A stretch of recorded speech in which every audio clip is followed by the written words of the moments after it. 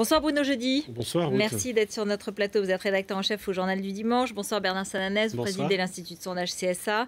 Alors évidemment, on suit ce feuilleton avec passion, avec fascination. Est-ce que les Français sont toujours aussi accrochés à ce feuilleton ? Écoutez, en tout cas, les audiences, l'intérêt, on le voit bien dans les études, les conversations, tout montre que ce feuilleton fascine. Est-ce qu'il va commencer à lasser? Est-ce qu'on va trouver que ça devient trop trash? Peut-être quand même, hein. Il ne faut pas exclure ce risque-là. Mais pour l'instant, ce n'est pas le cas. On le voit bien, on le voit chez les adultes, on le voit chez les jeunes. Alors chez les jeunes, c'est peut-être pas forcément le meilleur moyen de s'intéresser à la politique. Mais pour l'instant, c'est vrai, c'est un tel effet de souffle, un tel effet de jamais vu. On n'a jamais vu ça en direct pendant 8 jours. Que ça surprend et que c'est vrai, ça passionne, peut-être pas dans le bon sens, mais l'opinion. C'est l'affaire DSK à droite. Oui. La sidération devant l'explosion en vol. C'est vrai qu'il y a une forme de sidération, vous dites ça fascine globalement l'opinion, mais à droite, ça inquiète beaucoup. Ce week-end, nous avions un sondage IFOP pour le Journal du Dimanche qui montrait ça. C'est-à-dire qu'il y a effectivement une grande fascination pour le sujet, mais surtout beaucoup d'inquiétude chez les sympathisants UMP, voire de la colère. Alors certes, pour l'instant, c'est encore des chiffres pas trop important pour la colère, mais pour l'inquiétude, c'est très fort déjà. Parce qu'à droite, tout le monde se dit, mais qu'est-ce qui se passe? On devrait combattre François Hollande et on regarde deux hommes s'entre-déchirer, s'entre-tuer et voire même peut-être faire disparaître le parti. Alors aujourd'hui, Jean-François Copé dit pour la 3e fois qu'il est élu président, et il fait un appel à son adversaire et globalement surtout à ses soutiens pour tourner la page. On va l'écouter. L'heure n'est pas à la polémique. Non, je ne polémiquerai pas. C'est un devoir que je m'impose à l'égard des militants et des sympathisants de l'UMP. Maintenant, il appartient à chacun en conscience de prendre ses responsabilités et de choisir. Choisir le pardon plutôt que la division. Choisir le travail en équipe plutôt que les querelles personnelles. Choisir l'avenir plutôt que la rancœur. Alors, ça va marcher, cette stratégie ? J'y suis, j'y reste, et c'est moi qui contrôle la situation. En tout cas, si on essaie de décrypter un peu, Jean-François Copé, il fait un pari, peut-être que l'avenir va lui donner raison, il fait un pari qui est il fait un arbitrage.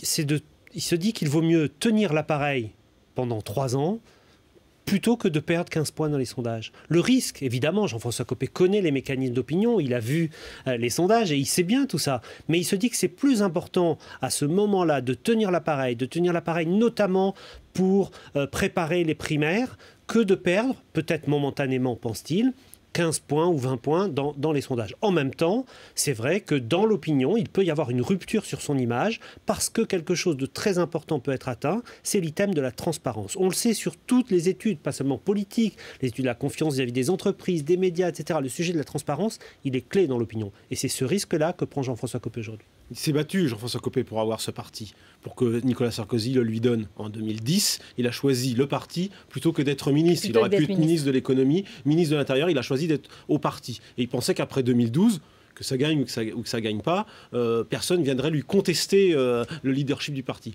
Or, et surtout pas François Fillon, dont il pensait que bon, après tout, il n'était pas déterminé, c'est pas quelqu'un qui se bat, c'est pas quelqu'un qui aime les coups, il irait pas au parti. Il s'est trompé. François Fillon a eu envie du parti, était déterminé à le gagner. Mais François Fillon a fait une campagne assez moyenne.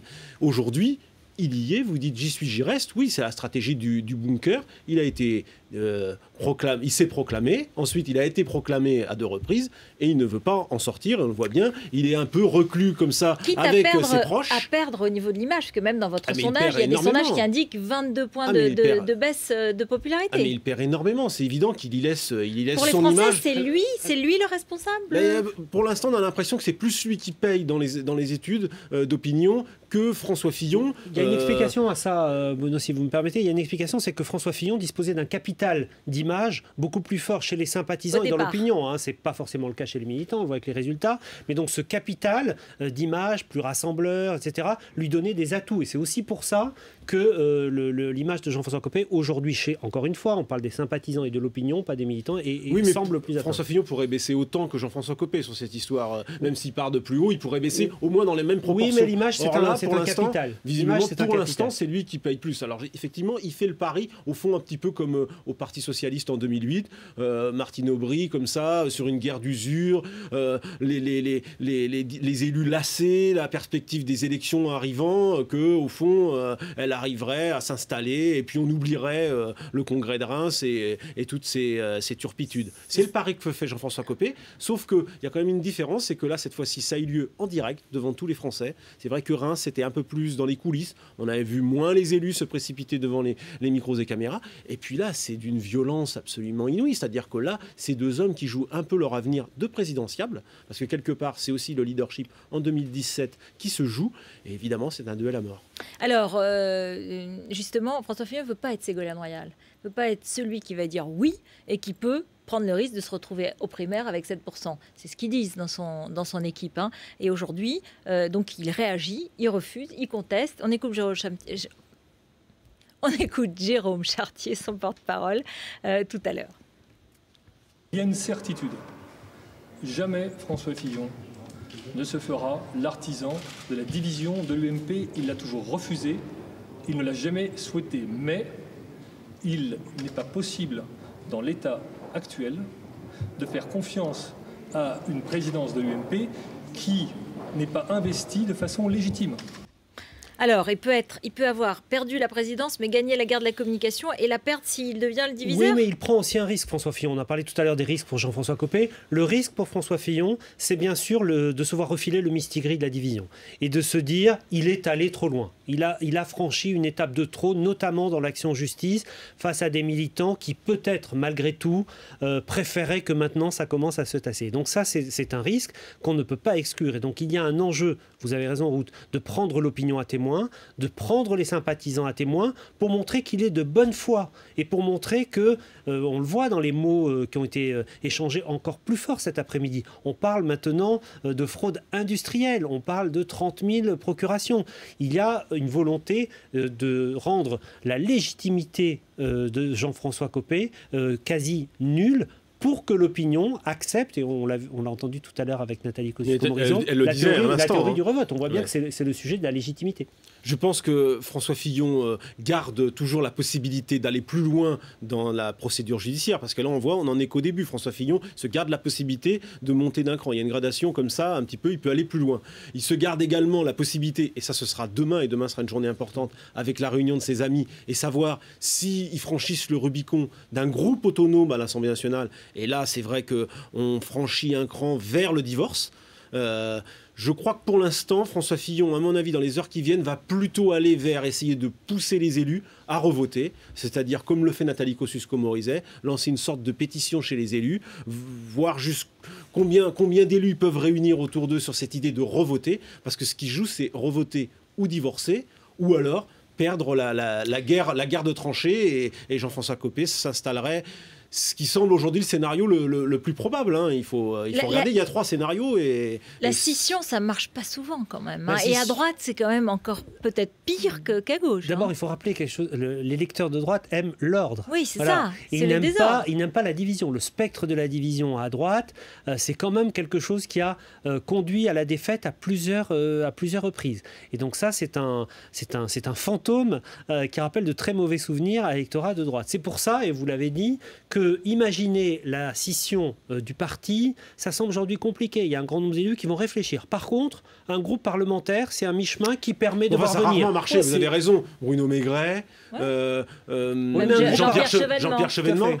Peut-être Jean-Luc Mélenchon, ça n'a pas trop mal marché, mais un seul député à l'Assemblée nationale. Et il s'appuie essentiellement sur les forces qui restent au Parti communiste. Mais un groupe parlementaire, ça crée une cassure moins irrémédiable. On peut revenir dans le parti si on a créé un groupe parlementaire. Ça peut être pour attendre. Mais à droite, ils savent bien aussi que déjà coincé entre le Front National, presque 19% à la dernière présidentielle, l'UDI, c'est-à-dire l'UDF qui renaît de ses cendres, 2 partis entre ces deux extrémités, c'est l'assurance de disparaître ou de ne pas être présent au second tour dans de nombreuses élections, et pas seulement nationales. Et même 2 groupes parlementaires, c'est vrai que ça n'a pas beaucoup de sens. Quand on est dans l'opposition, comment on fait la différence? Qu'est-ce qu'on fait? Ça veut dire, d'une certaine façon, François Fillon doit occuper le centre alors. Donc il doit aller vers l'UDI d'une façon ou d'une autre, ou occuper la place de l'UDI pour que ce soit légitime ou logique, non? Non, mais c'est sûr que 2 groupes parlementaires remettraient un débat de ligne politique. Oui, on a vu là pendant 8 jours un débat et un affrontement personnel. 2 groupes parlementaires, c'est des groupes qui cherchent à se différencier,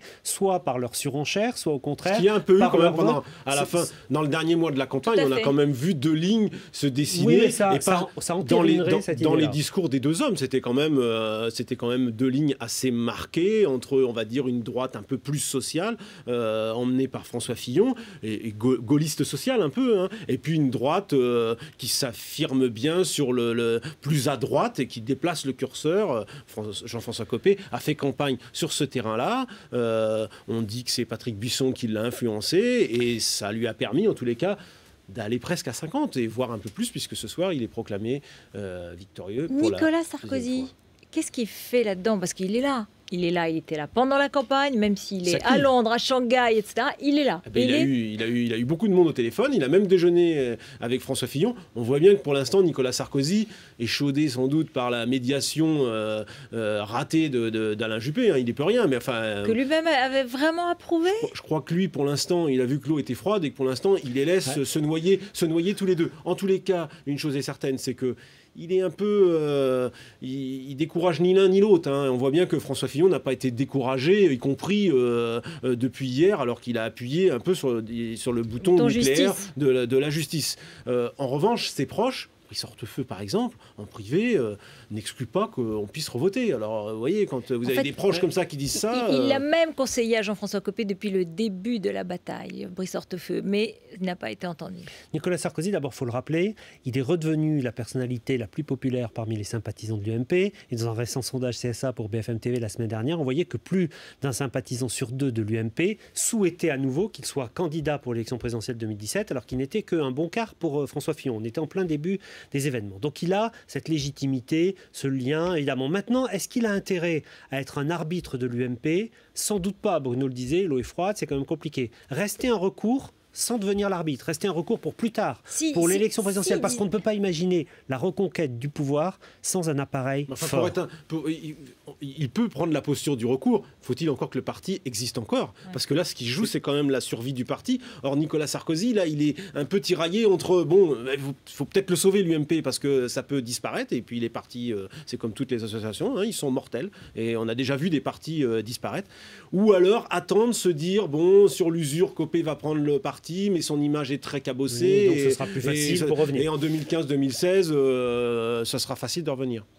Merci beaucoup. Merci à tous les deux. C'est Alain Marchal, bien sûr, 20h. Et je vous retrouve avec Olivier Macron.